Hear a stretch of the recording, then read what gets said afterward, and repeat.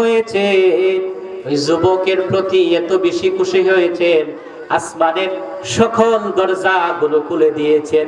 মা কদারতু আন আদা আবাতিনা কদমাই মিন কাসরাতিল মালাইকা।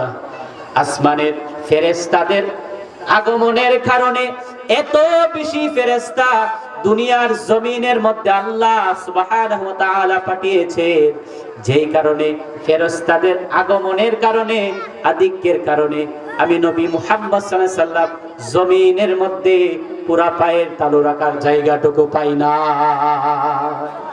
চিৎকার দিয়ে বলুন সুবহানাল্লাহ।